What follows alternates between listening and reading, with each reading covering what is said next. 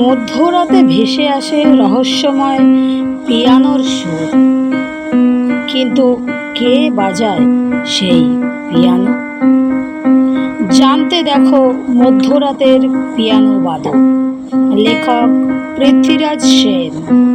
ভৌতিক রহস্য। তাহলে চলো বন্ধুরা, গল্পটা শুরু করা যাক। আজকের গল্প মধ্যরাতের পিয়ানো বাদক।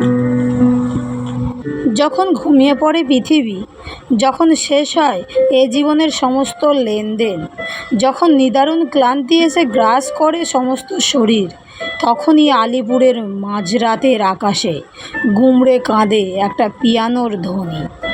মনের মধ্যে যেসব ইচ্ছেরা দীর্ঘদিন ঘুমিয়েছিল, সেই সব ইচ্ছেদের ঘুম ভাঙে এই মধ্যরাতে। তাদের কুড়ির ফুল হয়ে ফুটতে চায়। যেসব স্বপ্ন আমরা কোনো দিন সফল করতে পারবো না, সেই সব প্রতিবন্ধী স্বপ্নেরা হেঁটে যায় বাস্তবতার ক্ল্যাচ পায়ে দিয়ে। কিন্তু কে পিয়ানো বাজায়? আলিপুরের কালেক্টরের রেসিডেন্সে কে এমনভাবে কাঁদিয়ে তোলে রাতের আকাশ? এই অলৌকিক পিয়ানো বাজানোকে কেন্দ্র করেই একদিন কেঁপে উঠেছিল শহর কলকাতা। শুধু কি রাতে? তা নয়, কখনো কখনো নির্জন দুপুরে পিয়ানোর ঝংকারে মন্ত্রিত হয় পরিবেশ। আমরা ক্ষণকালের জন্যে ভুলে যাই পৃথিবীর সমস্ত বাস্তবতাকে। যে জীবনকে আমরা ফেলে এসেছি শত সহস্র জন্ম জন্মান্তরের অন্তরালে, সেই জীবন তার সমস্ত হাসি কান্নার হিরে পান্না নিয়ে ক্ষণকালের জন্যে বাংময় হয়ে ওঠে আবার। মনে হয় আরও একবার জন্ম হলে পৃথিবীকে আরও ভালোভাবে ভালোবাসতে পারতাম আমরা।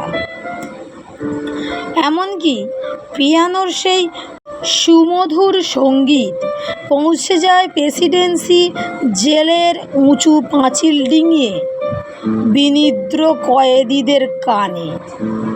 তারাও ভুলে যায় ইহজীবনের সমস্ত যন্ত্রণা।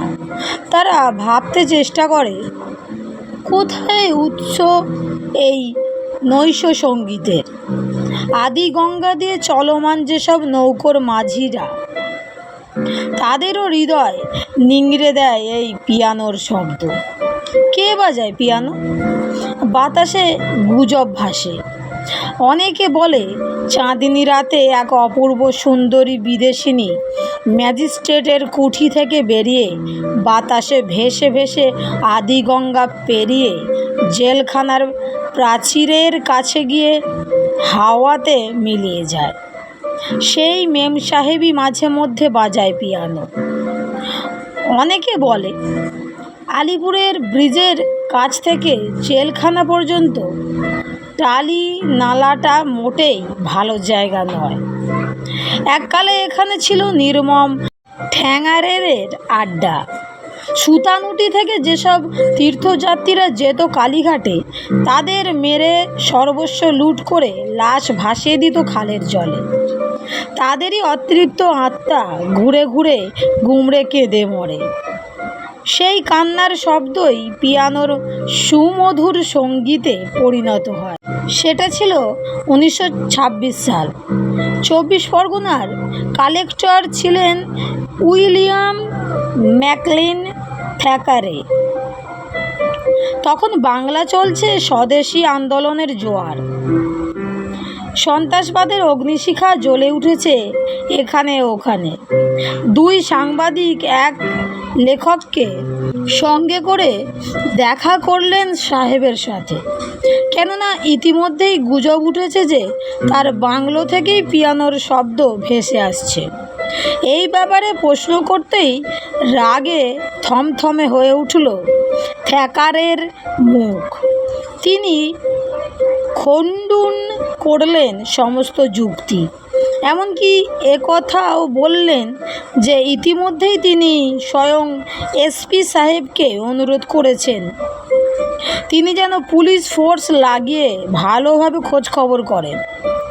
কিন্তু লেখক ভদ্রলোকের মরিয়া অনুরোধে অবশেষে থ্যাকার মিসেস গ্লাডিংস নামের এক মাঝবয়সী মহিলাকে সামনে এনে হাজির করলেন। পিয়ানোর এই রহস্যময় বাজনা সম্পর্কে ওই ভদ্র মহিলা একটি ব্যক্তিগত অভিজ্ঞতা লিপিবদ্ধ করেছিলেন, আর যিনি তার অভিজ্ঞতা থেকে পুরনো কলকাতার হানাবাড়ি সম্পর্কে একটি বই লেখেন, তার নাম হলো AFM Abdul Ali.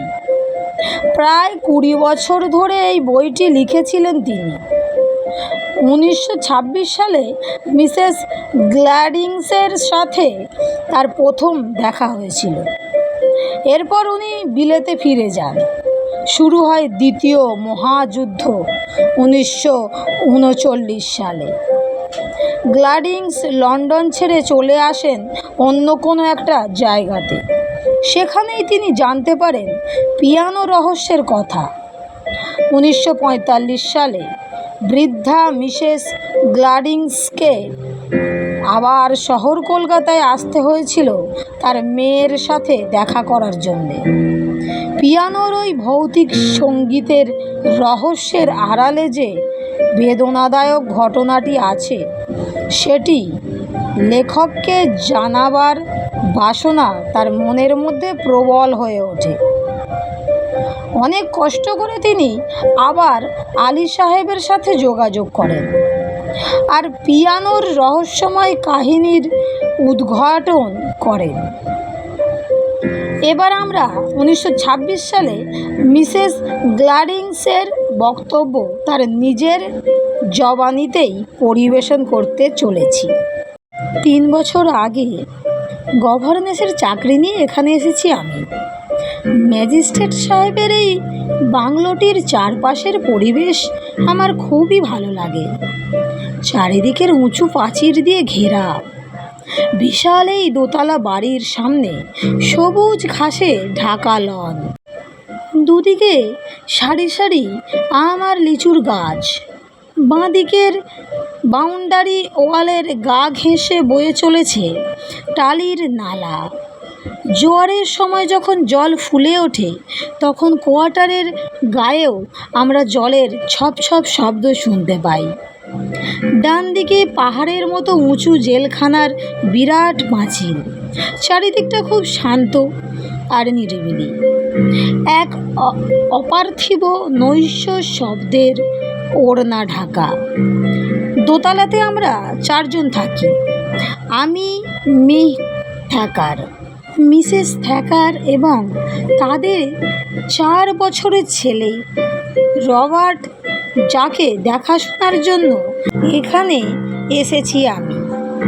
একতলাতে cook, Butler, খিদম ডগার, চাপরাশি, বরকন্দাজ মিলিয়ে প্রায় 10 লোক থাকে।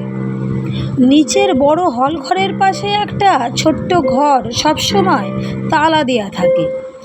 এ ব্যাপারে প্রশ্ন করাতে মিসেস থ্যাকার বলেছিলেন ওটা নাকি সব আজে বাজে জিনিসপত্রে ঠাসা, ওটা একটা গোডাউন হয়ে গেছে।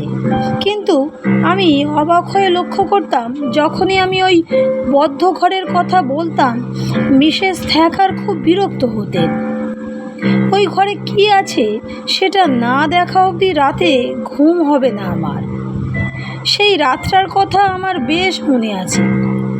হঠাৎ মধ্যরাতে ঘুম ভেঙে গিয়েছিল আমার।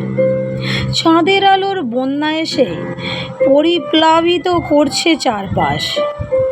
দেবদারু বিথি আর শিরীষ গাছের নিচে আলো ছায়ার কাটাকুটি খেলা চলছে। কৃষ্ণচূড়ার ঝিরিঝিরি পাতার মধ্যে চাঁদের নীলাজ জ্যোৎস্না এসে ফুলকারি ছবির সৃষ্টি করেছে। চাঁদের আলো বুকে নিয়ে বয়ে চলেছে টালি নালার জলরাশি। মনে হচ্ছে আমি যেন সত্যি সত্যি স্বপ্নের একটা অদ্ভুত রাজত্বের মধ্যে পা রেখেছি। তারপর একটা আশ্চর্য ঘটনা ঘটে গেল আমার চোখের সামনে। এতক্ষণ যে চাঁদের জ্যোৎস্নাকে অনন্ত স্বর্গের বার্তা বাহিকা বলে মনে হচ্ছিল, পরক্ষণে মনে হলো তা অশুভর প্রতীক। কেননা যখন আমি এমনভাবেই স্নান করেছিলাম জ্যোৎস্নার আনন্দধারায়, তখনই কোনো এক মানুষের বুক চাপা অস্ফুট কান্নার ধ্বনি আমার কানে ভেসে আসে। মনে হয় কে যেন তার সমস্ত শোক উথলে দিয়েছে ওই দিগন্ত বিস্তারী কান্নার মধ্যে। কাঠের সিঁড়ি দিয়ে নিঃশব্দে নেমে এসেছিলাম আমি। কেউ তো কোথাও জেগে নেই, তাহলে এমন করে প্রাণ আকুল করা শব্দে কাঁদছে কি? দাঁড়িয়েছিলাম আবছায়া অন্ধকারে। মনে হলো ওই বন্ধ ঘরের ভিতর থেকেই ভেসে আসছে কান্নাটা। কি হোলের মধ্যে চোখ রাখি। ছায়া ছায়া অন্ধকারে টেবিলের মতো কোনো একটা আসবাব জড়িয়ে আকুল আর্তস্বরে কেঁদে চলেছে এক রমণী। কে কে ওখানে? চিৎকার করে এই শব্দ কটি উচ্চারণ করতে চেয়েছিলাম আমি। বন্ধুরা, গল্পটি আজকে এই পর্যন্তই। এই গল্পের দ্বিতীয় পর্ব নিয়ে খুব শীঘ্রই আবার ফিরব। আর গল্পটা তোমাদের কেমন লেগেছে আমাকে কমেন্টে জানিও। ভালো লেগে থাকলে বন্ধুদের সঙ্গে শেয়ার করে চ্যানেলটি সাবস্ক্রাইব করে লাইক করে আমার পাশে থেকো আরও নিত্য নতুন গল্প শোনার জন্য। তাহলে বন্ধুরা, আজকের মতো বিদায়। দেখা হবে এই গল্পের দ্বিতীয় পর্ব নিয়ে খুব শীঘ্রই।